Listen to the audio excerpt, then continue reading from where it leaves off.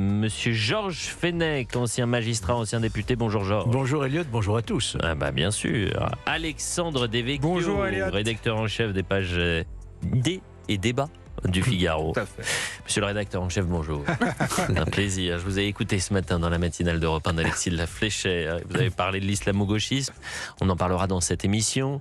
Il y a l'audition, très attendue, à 14h, d'un certain Jean-Luc Mélenchon devant la commission d'enquête parlementaire.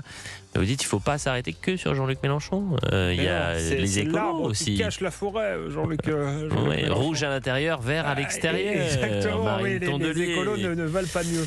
Mais avant cela, on a beaucoup de choses à traiter ensemble, évidemment. Je voulais vraiment qu'on parle justement de ces Français qui nous écoutent seulement depuis les zones rurales. Et géographiquement, les zones rurales, c'est 88% du territoire en métropole. C'est un tiers de la population française. C'est pas rien, les zones rurales. Et pourtant, bon nombre de Français considèrent que les politiques publiques ont complètement délaissé les zones rurales. Les pouvoirs publics ont-ils oublié nos zones rurales ? C'est la première question qu'on se pose ce matin. 87% des Français estiment que les territoires ruraux sont abandonnés par les politiques publiques. C'est le triste constat du sondage réalisé par l'IFOP pour la fondation Excellence Ruralité, un réseau d'écoles privées dans les zones rurales. Et ça a été publié cette semaine. Et ça a eu un écho médiatique limité, ce sondage qui est pourtant, et cette enquête qui est pourtant très importante. Pour réduire l'isolement dans les campagnes, près de 9 Français sur 10 préconisent de renforcer l'éducation dès le plus jeune âge. Et nous sommes justement en direct avec quelqu'un qui connaît parfaitement les zones rurales. Bertrand Hochecorne, merci d'être avec nous. Vous êtes maire sans étiquette de Marot-Près et vous êtes président délégué de l'association des maires ruraux du Loiret. Merci d'être avec nous, monsieur le maire, en direct dans Elliot de Vallée-vous. Merci beaucoup, bonjour à tout le monde. Ravi de pouvoir échanger avec vous. C'est un sujet vraiment important parce que beaucoup de Français, je disais, les zones rurales, ça représente un tiers de la population française et ce tiers est parfois oublié. On parle peu des zones rurales. Oui, vous avez tout à fait raison, c'est un tiers de la population française, c'est 88% du territoire. Et malheureusement, les résultats du sondage sont tout à fait éloquents et on le vit tout à fait dans nos communes rurales. C'est une impression d'abandon parce que on a parlé du tout métropole. On est un petit peu revenu là-dessus, mais enfin quand même ça reste très très prégnant. On s'aperçoit que nos communes rurales ont des budgets qui sont très inférieurs à ceux des communes urbaines. Enfin, je parle des budgets par habitant. Or, les ruraux ont les mêmes besoins que les urbains. Et vraiment, il y a non seulement les services publics sont retirés, comme vous savez, la Poste dans la plupart de quasiment tous nos villages. Et puis il y a des inquiétudes qui s'approchent en plus et qui peuvent encore accentuer ce problème. 89% des habitants des zones rurales constatent un manque généralisé de moyens publics sur leur territoire. Ils sont près de 9 Français sur 10 à estimer que l'éducation a un rôle déterminant à jouer pour dynamiser les territoires ruraux. 75% des habitants des campagnes, justement, ont le sentiment que les décisions qui se prennent à Paris sont loin des préoccupations de ceux qui vivent en région. Et ça, c'est très important aussi, la déconnexion de l'élite parisienne qui oublie l'importance de la ruralité en France. Oui, c'est ennuyeux. Il est vrai que de temps en temps, nous sommes invités à discuter avec les ministres par rapport à ça, mais après, une fois qu'on a discuté, on a l'impression que rien ne se passe. Et vous pointez le doigt sur l'éducation. Moi, je suis moi-même un ancien enseignant. Il y a une grosse inquiétude, c'est que la baisse de la natalité qui vient de se produire depuis 4 ou 5 ans va se répercuter sur nos effectifs scolaires. Et on sait combien les risques de fermeture de classes, de fermeture d'écoles vont être prégnants. Et là-dessus, on sait que les écoles, ça fait vivre nos territoires. Il y a aussi le fait que quand un enfant est scolarisé proche de chez lui, c'est totalement différent de quand il faut qu'il prenne un bus le matin et faire 10 km avant de pouvoir être dans sa classe. Voilà, tout ça, il faut vraiment qu'on change de braquet et qu'on se retourne vraiment vers nos communes rurales parce qu'elles vivent en complémentarité des zones urbaines et une France rurale qui se mourrait serait dramatique pour notre pays. Évidemment, et puis donc quand on parle de politique publique, l'idée n'est pas de de créer une sorte de face-à-face zone urbaine et zone rurale, mais vous pouvez marcher sur deux jambes, ça paraît plus logique pour avancer.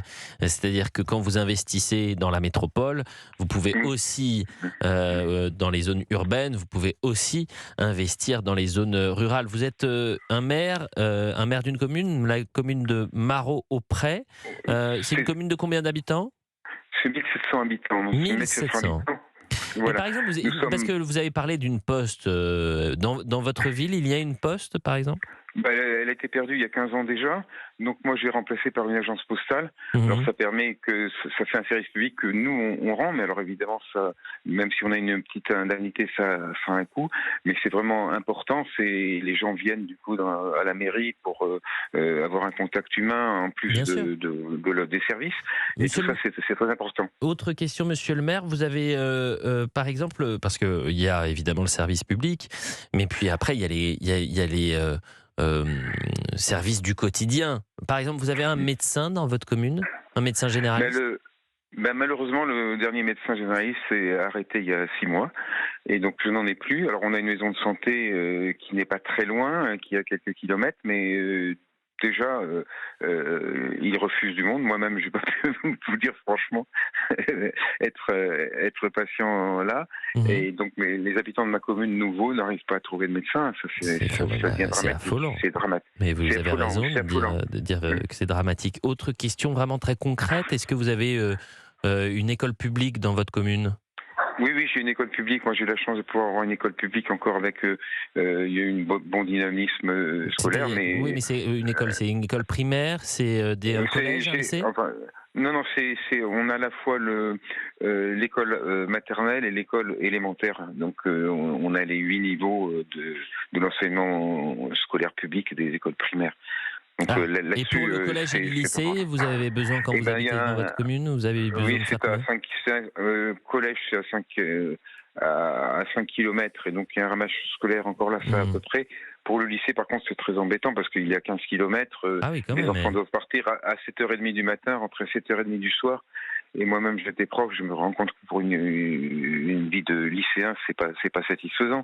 Bien sûr. 12 heures partis de chez soi, il faut qu'ils apprennent à travailler chez eux. Et tout ça, s'ils ne peuvent pas le faire, voilà. Et il y a un bus qui récupère les lycéens ? Oui, il y a un bus c'est déjà ça, mais je vous dis, le bus il part à 7h30 du matin, il rentre à 7h30 du soir. Donc c'est un gros problème. Et en plus, on était mis dans un scolaire qui n'est pas la direction naturelle des habitants, donc des parents qui pourraient les amener. Et donc vraiment, c'est c'est compliqué, c'est l'art de la débrouille. Bertrand Hochecorne, maire sans étiquette de Marot-Auprès. Si vous aviez la possibilité d'échanger directement avec le président de la République, imaginez que là vous échangez non pas avec un journaliste d'Europe 1, mais avec le président de la République. Vous lui diriez quoi au président de la République, monsieur le maire ? Écoutez, j'étais au Congrès des maires là, au mois de novembre. Je lui dirais, si vous étiez venu au Congrès des maires, vous étiez venu discuter avec les représentants des associations d'élus directement, simplement, à côté de nous, et parler à bâton rompu là-dessus, ça aurait été pas mal. Sauf qu'il n'a même pas daigné venir. Et toute dernière question, la priorité des priorités selon vous pour les zones rurales, ce serait laquelle ? Il y en a beaucoup, là vous me posez la question, mais déjà que nos communes aient des moyens financiers un peu plus importants. Je rappelle que par habitant, en moyenne, les communes rurales ont 2 fois moins d'argent par habitant que les communes urbaines. Donc évidemment, on peut faire beaucoup de choses. Et puis il faut vraiment réfléchir, vous l'avez dit, à l'éducation, à ce que les écoles puissent se maintenir. Il faut aussi que nous soyons des territoires économiques vivants. Il y a l'agriculture bien sûr, mais il y a aussi des territoires économiques vivants. Et avec le zéro artificiel net qui nous empêche de développer nos territoires, on risque d'être bloqué là encore par rapport aux choses. Et puis nos communes, vous voyez, je mets beaucoup plus de choses, ont besoin d'ingénierie parce qu'on n'a pas tout le personnel que nous prend des grandes communes pour préparer des projets. Et ça, on en a besoin. Alors je sais qu'il y a quelques efforts qui ont été faits comme Village d'avenir ou Petite Ville de demain, mais il y a vraiment besoin dans ce domaine-là que nos communes rurales puissent se développer et que les citoyens ruraux aient les mêmes qualités de vie, possibilités de vie. Je parle de la qualité, elle est bonne, mais elle est bonne bonnes parce qu'on est à la campagne, parce qu'il y a des bonnes choses, mais qu'on ait les mêmes possibilités de se développer. Je pense aux jeunes pour faire des études, je pense à la mobilité, vous avez entièrement raison. aux apprentis pour travailler, tout ça. Pardonnez-moi, monsieur le maire, c'est pas un effort, c'est un devoir. C'est un devoir de considérer que l'habitant d'une zone rurale est le même habitant qu'une zone urbaine. Et on peut évidemment investir dans les quartiers prioritaires, mais il y a des zones rurales prioritaires aussi sur lesquelles il faut investir massivement, monsieur le maire. Tout à fait, entièrement d'accord, et je ne vis pas du tout en opposition à l'urbain. Bien sûr, mais bien sûr, moi je dis toujours qu'il faut marcher sur les deux jambes. Voilà, vous avez, écoutez, j'étais ravi de pouvoir échanger avec vous, monsieur le maire. Remercie beaucoup. On embrasse les habitants de Moreau-Auprès, on les appelle Marot, pardonnez-moi, Auprès.